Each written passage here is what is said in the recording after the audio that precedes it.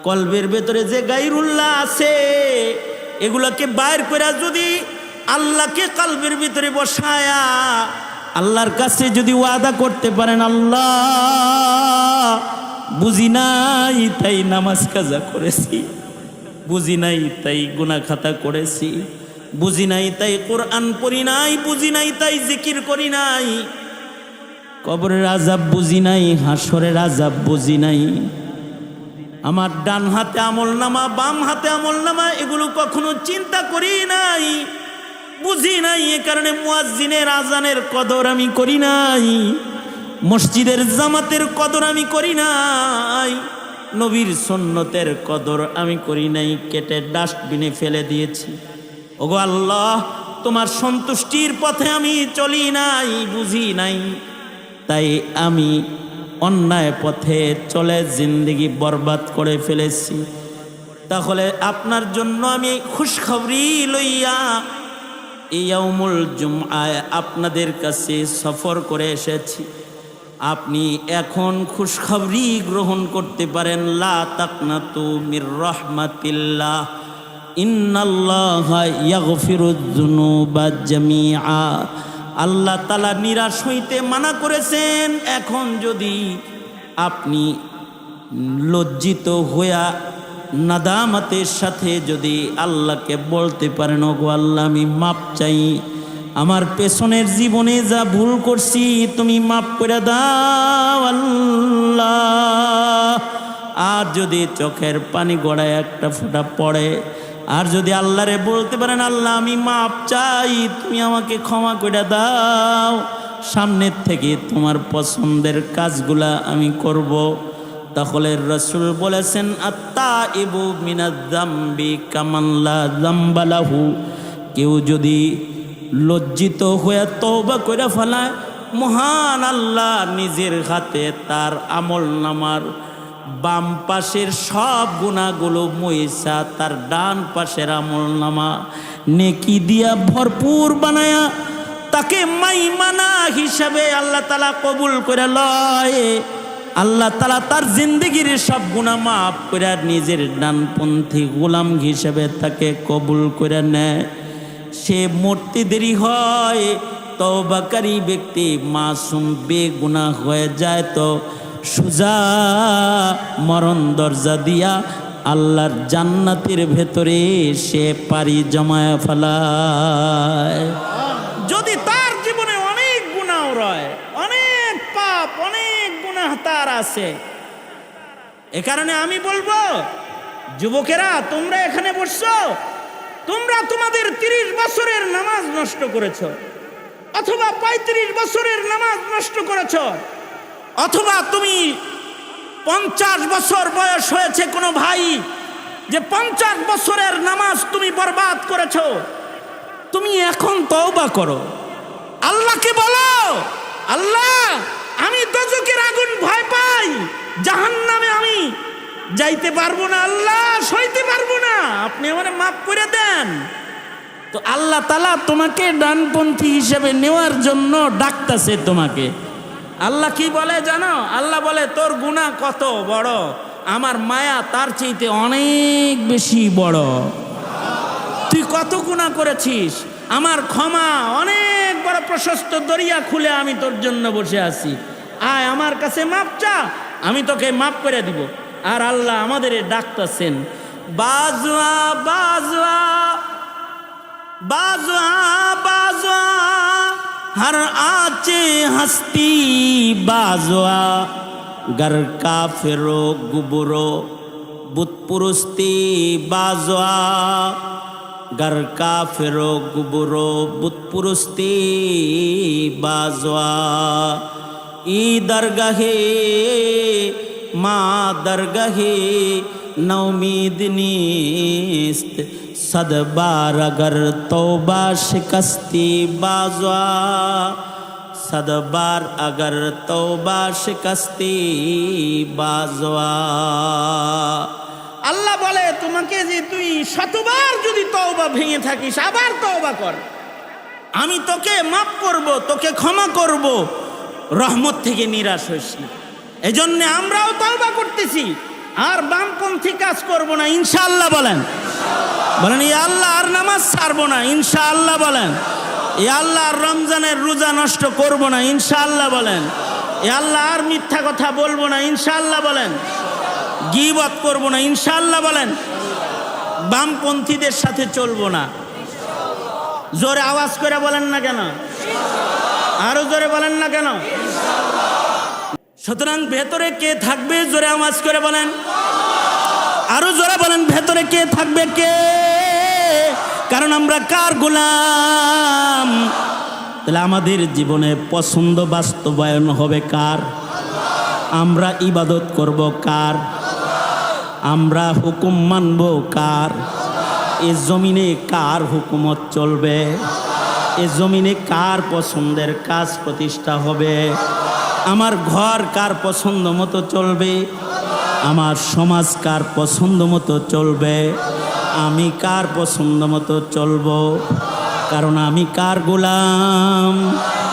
দেখায় বলেন কার গোলাম? আরো জোরে আওয়াজ করে বলেন আমি কার গোলাম? আরো জোরে বলেন আমি গোলাম কার? সুতরাং আল্লাহর কাছে ওয়াদা, আল্লাহর কাছে ওয়াদা হলো যে আল্লাহর পছন্দ বাস্তবায়নের জন্য আমার চেষ্টার শ্রম আর ঘামই শুধু না, আল্লাহ যদি আমার গায়ের রক্তটাও কবুল করে তাইলে আমি আল্লাহর পছন্দ বাস্তবায়নের জন্য জমিনে ফেলে দিতেও রাজি আছি, থাকবো ইনশাআল্লাহ। এইটা আল্লাহর সাথে ওয়াদা। কারণ আমরা ডান, আমরা ডান। আমরা কোন পন্থী? জোরে আওয়াজ করে বলেন। আমরা ডানপন্থী। লা ইলাহা ইল্লাল্লাহ, লা ইলাহা ইল্লাল্লাহ, লা ইলাহা ইল্লাল্লাহ, লা ইলাহা ইল্লাল্লাহ। দিলের ভেতরে গায়রুল্লাহ থেকে বের করে দিলের ভিতরে আল্লাহ ঢুকানোর মেহনত করে যাওয়া, তখন কি হবে? তখন সে ডানপন্থী হয়ে গেল। বহুত পুরা কপাল মুসলমান আছে যারা লা ইলাহা ইল্লাল্লাহ শব্দ দুনিয়াতে আসার পরে সবার আগে শোনে, কিন্তু যখন মারা যায় তখন তাদের হৃদয়ে আল্লাহ থাকে না। অনেক আছে মুমিন যারা মুসলমানের ঘরে জন্মায়। আমরা যারা মুসলিম ঘরে জন্মাইছি ইল্লা মাশাআল্লাহ দু একজন ছাড়া সব মুসলমানের সন্তান এখানে, তাই না? জন্মের সাথে সাথে আমাদের ডান কানে আজান হয়েছে, বাম কানে ইকামত হয়েছে। ডান কানে পড়া হয়েছে লা ইলাহা ইল্লাল্লাহ, আল্লাহু আকবার, আল্লাহু আকবার, আশহাদু আল্লা ইলাহা ইল্লাল্লাহ, আশহাদু আন্না মুহাম্মাদার। বাম কানেও বলা হয়েছে লা ইলাহা ইল্লাল্লাহ, আল্লাহু আকবার, আল্লাহু আকবার, আশহাদু আল্লা ইলাহা ইল্লাল্লাহ বলা হয়েছে। সবার আগে শুনছি, প্রথম কথা এটা জন্মের সাথে সাথেই ডান কানে বাম কানে পড়ে দিচ্ছে। কিন্তু পুরা কপাল হইল সে মরার সময় এটা ভুলে গেছে। মরার সময় তার দিলের ভেতরে লা ইলাহা ইল্লাল্লাহ নাই। আর খুশনসিব হলো সে যে তাওহীদের উপরে মারা যাইতেছে। সবচেয়ে খুশনসিব হলো তারা যারা জন্ম তাওহীদের উপরে হইছে, মরণও তাদের তাওহীদের উপরে হইছে, তারাও খুশনসিব। যাদের জন্ম কাফিরের ঘরে হইছে কিন্তু মরার সময় তারা কালেমা পড়ে মরছে।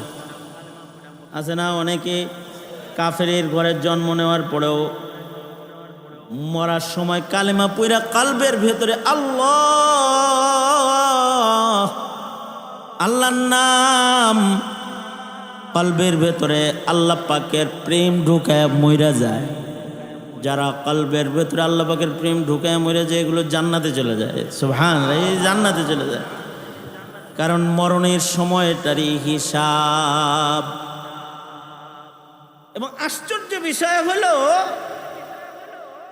যারা কলবের ভেতরে আল্লাহকে লালন করে তাদের ভালোবাসা সব মাখলুক লালন করে। আর যারা কলবের ভেতরে আল্লাহকে লালন করে না তাদেরকে কোনো মাখলুক তাদেরকে ভালোবাসে না। তারা মাখলুকাত থেকে বিচ্ছিন্ন হয়ে যায়, মাখলুকাতের ভিতরেও তাদের মোহাব্বত থাকে না। এ কারণেই যাদের হৃদয়ে আল্লাহ থাকে এরা মরলে মানুষ কান্দে না, খালি গাছপালা পাখালি গাছগাছালি সবাই কান্দে তাদের মরণে, বিয়োগ ব্যথায় ব্যথিত হয়। তাদের জন্য সব পাগল যে এখানে, তাদের জন্য আসমানও কান্দে, জমিনও কান্দে। হাদিসে আছে গাছের পাতা কান্দে, গাছের কাণ্ড শাখা কান্দে, গাছ রোনাজারি করতে থাকে, আহ চলে গেলা আর আমার ছায়ায় বসবে না গো তুমি, কান্দতে থাকে। আর কিছু মানুষ মরে, এগুলো মরলে সবাই খুশি হয়, গাছেও খুশি হয়। আল্লাহ আপনার শকর যে একটা বদকারের বাড়িতে আমি ছিলাম, ও আমার ছায়ার নিচে বসে বসে শিরিক এর চিন্তা ভাবনা করত, আমার ছায়ায় বসে বসে আপনার নাফরমানি করতো, মরছে ভালো হইছে, গাছ শকর গুজার হয়। কিছু কিছু মানুষ আছে এরা মইরা খুশি হয়ে যায়, তাদের মরণে সবাই ব্যথিত হয়ে যায়। মাইয়িত দুই প্রকারের মাইয়িত, এক প্রকারের মাইয়িত হলো মুস্তারিহ, আর এক প্রকারের মাইয়িত হলো মুস্তারাহ। মুস্তারিহ মাইয়িত তারা যারা মরার মাধ্যমে নিজেরা খুশি হয়ে যায় মইরা, অর্থাৎ মরণ তাদের খুশির জিন্দেগির দরজা খুলে দেয়। মরণের মাধ্যমে রাহাত সুকুন ও ইতমিনানের সাথে আল্লাহ পাকের মেহমান হইয়া তারা আল্লাহর জান্নাতে চলে যায় এবং তারা মইরা খুশি হয়ে যায়।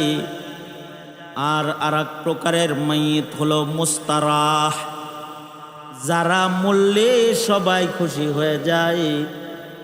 কিছু কিছু মানুষ আছে এগুলো মরলে সবাই খুশি হয়ে যায়, ইন্না লিল্লাহ বলে না, তাদের মুখ দিয়া আলহামদুলিল্লাহ বের হয়ে যায়।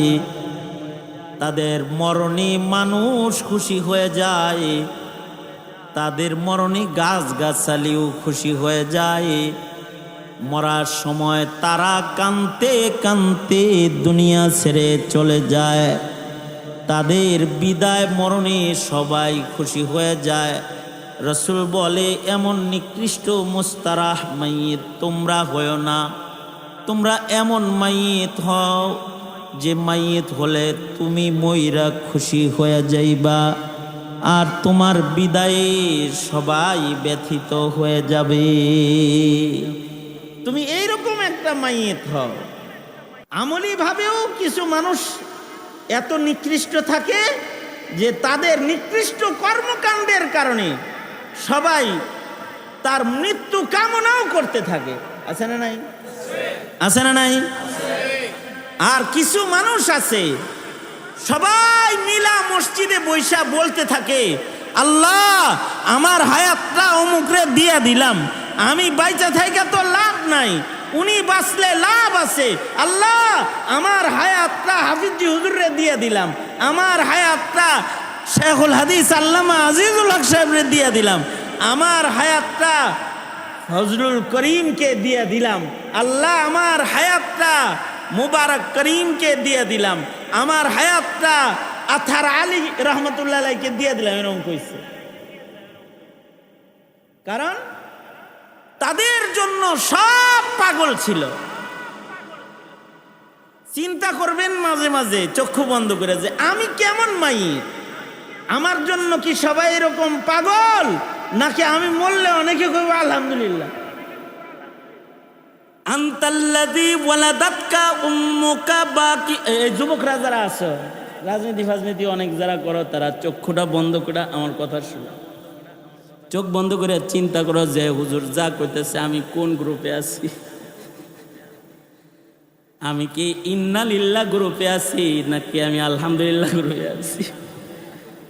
যদি তুমি থাকো আলহামদুলিল্লাহ গ্রুপে, তাহলে তুমি শেষ। তুমি আল্লাহর কাছেও নিকৃষ্ট, বান্দার কাছেও নিকৃষ্ট। কম আজ কম যদি বান্দার কাছে তুমি ভালো হইতে পারো, তো আল্লাহর বান্দাদের কাছে যে ভালো, সে কার কাছে ভালো?